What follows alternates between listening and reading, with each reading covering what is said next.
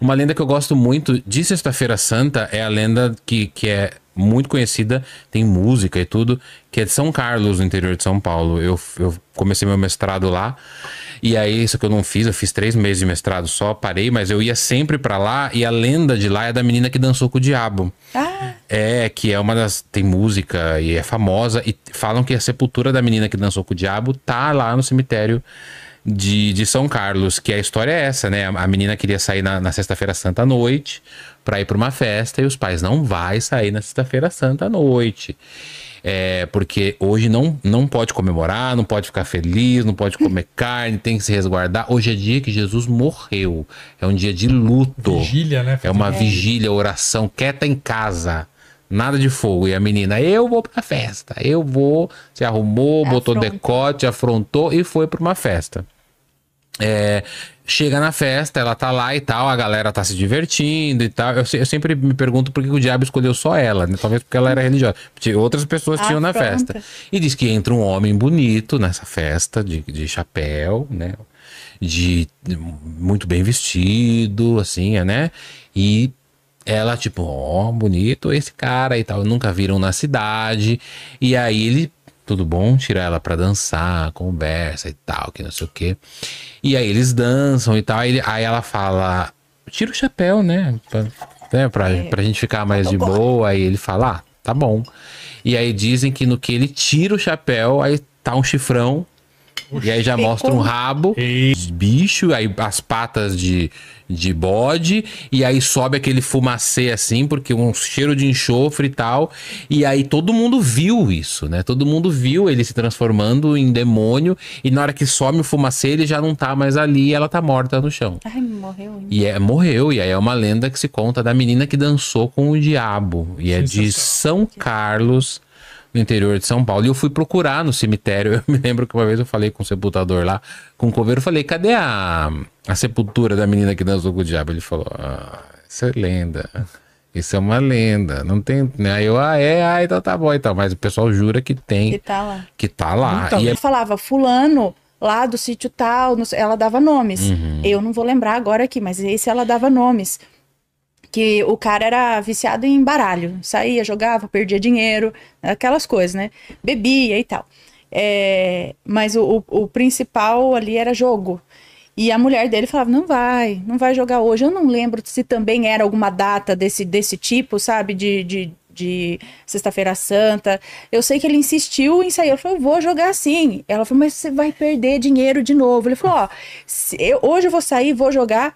E se eu perder, eu quero ver o diabo. Falou. Aí ele foi. Então, pediu, né? Saiu, jogou, perdeu. Voltando pra casa, pro meio do pasto, passava cerca, assim, por baixo, pra cortar caminho. No que ele baixou numa cerca e foi levantar, um bode parado na frente dele, olho vermelho. Você não queria me ver? Falou pra ele. Aí ele desmaiou ali mesmo, levantou. Quando acordou, já tava amanhecendo, chegou em casa. Se converteu. Não, contou pra ela o que aconteceu, né? Depois conseguiu falar. E ela, no mínimo, falando, tá vendo? Mas aí nunca mais saiu à noite, nunca mais jogou. Mas no fim aí deu certo, né? A aparição E coitado do bode também, ele contou, né? que viu o bode e falou, você não queria me ver? E foi isso. Eu sei de uma de Quaresma que numa região ali do sítio, o cara falava assim, ó, todo mundo pode pegar essa picada de mato e ir pro outro sítio, tranquilo, mas na Quaresma tem que levar uma faca.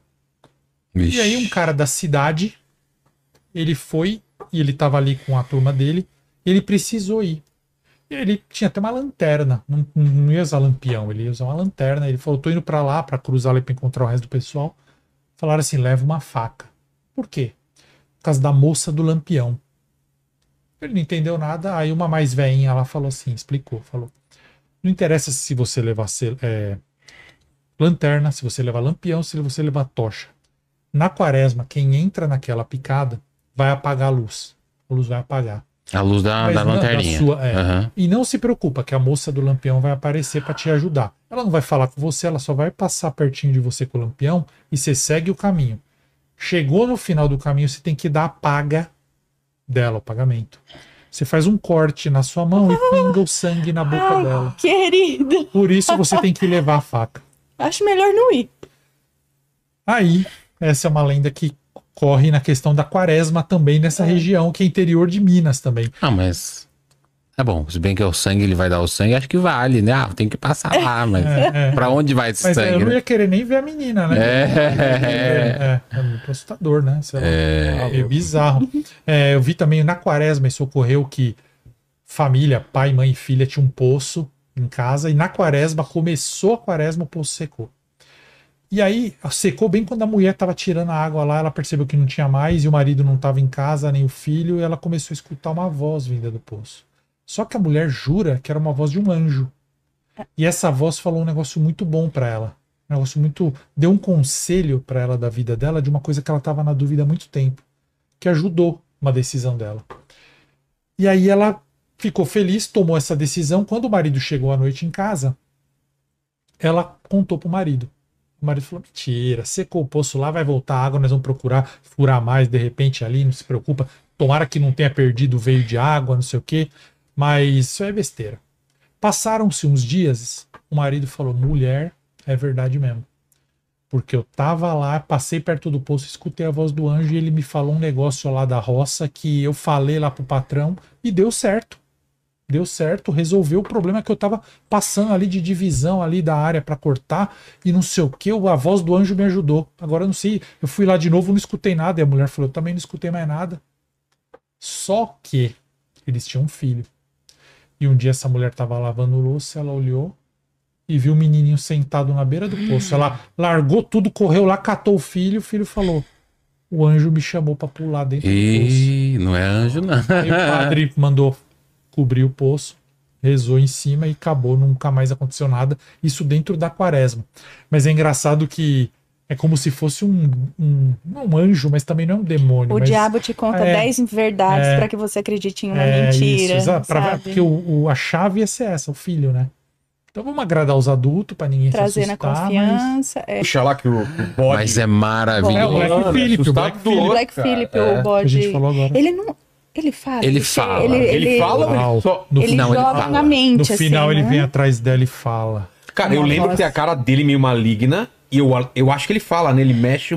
Não, então, Ele não mexe. no final Ou na cabeça ela... só dela. Então, no final ela chega, que a menina é a única... Bom, spoiler, né? É a única que sobra da família. E ela fala... Ah, pô, é antigo, cara. É antigo, do ano passado. Tem aquela cena famosa dela da Tineco. É isso. Aí ela fala... Ela fica brava porque ela... Todo mundo fica... Os gêmeos ficavam falando, né? Que o Black Phillip fala. Aqueles gêmeos são demoníacos do filme, né? E aí ela fica puta da vida porque a mãe morre, enfim. E aí ela chega e fala, o que você tá falando? Você não fala? Fala comigo, então. Fala porcaria nenhuma, dá uma intimada. Na hora que ela tá saindo... O que tu Aí queres? ele fala, o que você quer? Queres viver deliciosamente? Quer sentir o cheiro da manteiga? Ele fala uma coisa assim. A frase é essa, o que tu queres? Queres viver deliciosamente? Aí ela volta. E aí o incrível é que ela tá no escuro, assim, e aí ele vem e tira a roupa dela. Aí você vê umas patinhas meio de bode tirando, assim, uma criatura Não atrás. lembrava disso, não. É incrível essa última cena, é maravilhosa. Aí vai mostrando ele indo na frente, assim. Inclusive o diretor, o Robert Eggers, falou que deu um trabalho esses bodes, que Sério, era pra pra ser fazer- 2. Era pra fazer exatamente o que ele queria. Não, porque os bodes pulavam, os bodes cagavam em todo lugar. Olha o bode pulando. Você vai segurar um bicho desse? Não pula! É, Não pula! você leva uma cabeçada, quebra o quadril, né? Aí ele ficava pulando, então colocaram só um Black Phillip. Mas é maravilhoso, assim. A bruxa, na Eu verdade... ia colocar um anão vestido de bode. Vou colocar uma cabra. Eu baixo. entrevistei o produtor desse filme, o Rodrigo Sério? Teixeira. Ele é brasileiro. E aí eu falei pra ele, eu vejo a bruxa como um grande drama. Porque ele não é um terror, Cara, ele é eu um... tava no cinema, todo mundo saiu puto com isso. É, porque ele não é convencional. mesmo Os caras Ele vendem como Ele não terrorzão e tem a galera... quer. Exatamente. Eu amo esse É. filme, eu amo esse filme. Eu amo. Ele Tem não um tem clima muito pesado. Ele Mas tem ele é fotografia, diferentão, ele é muito clima. legal. Aquele final também. Tem né? uma Ela cena... fica voando com as bruxas lá. Tem uma cena no filme A Bruxa que eu amo, que as crianças estão um dos filhos dele teria tido feitiço, né? Tá meio que desmaiado, vomita alguma coisa, regurgita alguma coisa lá. E aí os gêmeos começam a tirar sarro. Que são 2 gêmeos, uma menina e um menino. Praga. E aí a mãe fala, eles estão possuídos, essas crianças, né? Eles estão possuídos. Jesus ajuda, alguma coisa assim. Aí o pai fala assim, Jesus, alguma coisa assim, Jesus é nosso Salvador. Jesus é nosso Salvador. E aí eles começam, Jesus é nosso Salvador. Jesus é nosso Salvador. E o pai, repete. Aí os gêmeos, meu, essa cena... 2 crianças. Jesus é nosso Salvador. Jesus é nosso... Eles começam... As crianças começam a se contorcer, o olho virar, porque tá pegando nas crianças também, né? E a primeira cena do filme A Bruxa, ele já é, assim, disruptiva, né? Ela já vem pra quebrar o cinema. Porque ela tá brincando com a criança, né? Achou, é um bebê. E aí o bebê some. E aí na próxima cena você vê a bruxa passando uns miolos assim de pessoa. Óleo de criança. E é um bebê. Aí entra outra coisa de sítio, que é o desaparecimento de crianças sem explicação. E as histórias, né? Porque tem a história da bruxa que pega a criança e mostra a primeira cena, é uma criança sumindo ali do nada. E tem essas coisas que acontecem também, vários relatos. E aí atribuem ou a bruxa, ou Curupira, que minha avó falava, ou ao Saci, que também ele leva a criança. Então, tem uma história que a família trabalhava ali, né, na roça e tinha um bebezinho. E para não deixar, para não levar o bebê junto, como era perto, deixava o bebê dormindo na rede. Trancava tudo, deixava tudo fechadinho ali, se chorasse, escutava, uma coisa assim, para voltar. Só que quando eles voltavam para casa, a criança tava enrolada na rede, a rede tinha dado nó e embaixo da cama. A criança colocada embaixo da cama, um nó na rede. Eles voltavam, muito trabalho para desfazer aquele nó.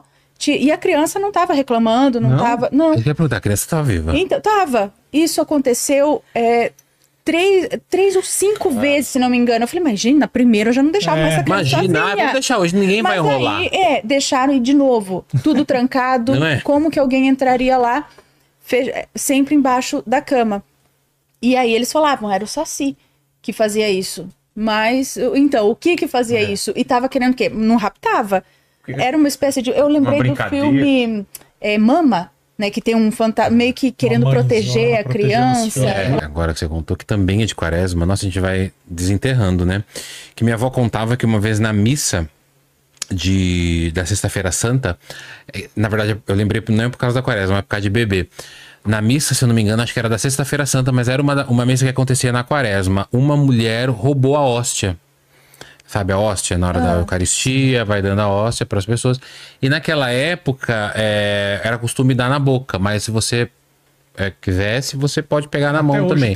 Acho que tem 2 que você pode... tem dois modos, né, de você receber a hóstia. Um na boca e outro na mão. Isso.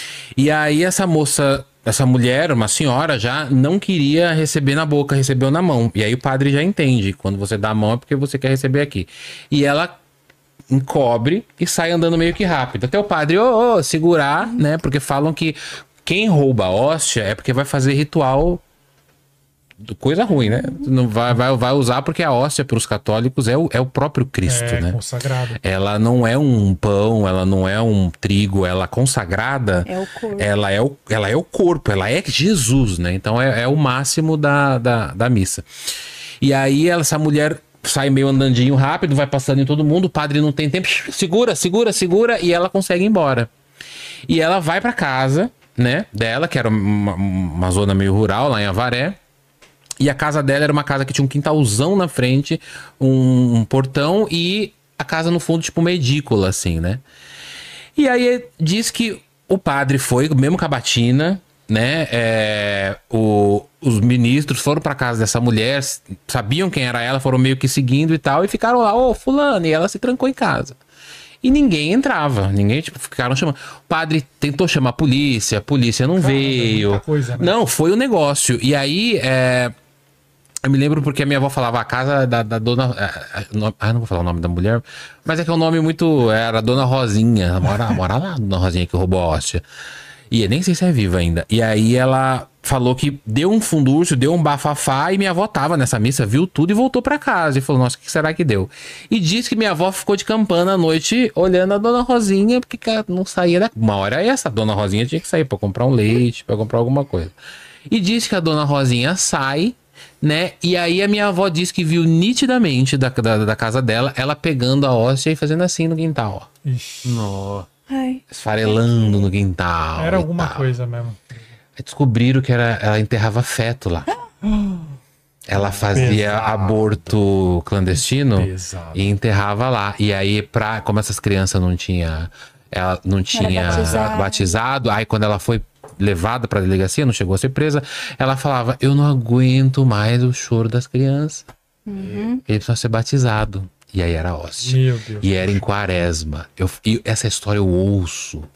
Quando minha avó contava, e assim. Vó relatava muito o choro de criança num certo lugar lá, e ela falava, são as almas dos bebês que estão no limbo, tá? Que não, Não foi batizado. não foi batizado, nem lá nem cá. Meu irmão ouviu isso na cidade. Só que era um bairro que ainda estava se iniciando, e o amigo dele morava ali numa casa onde atrás era tudo terreno, assim, não tinha quase casa ali, então conhecia um ou outro que estava morando ali. E meu irmão brincando lá, começou a escutar o choro de um bebê, o choro. E meu irmão já estava se incomodando com aquilo e perguntou para o amigo dele, falou, que essa criança que não para de chorar? Ele falou, não, isso daí é sempre assim. Você vai ver, vai dar tal horário e vai parar. Tipo, todo dia, tal horário, você escuta o choro. E não tem ninguém, a gente já perguntou, ninguém tem criança pequena aqui dos vizinhos. E realmente deu horário, aquilo lá parou e ele já estava assim acostumado. Então, tinha horário marcado e era o choro de uma Engraçado que isso é uma criança. necessidade de batizar, né? Como se fosse assim. Então, É um dos 7 sacramentos da Igreja Católica. Você tem que ser batizado, senão vai acontecer isso. Porque é extrema unção.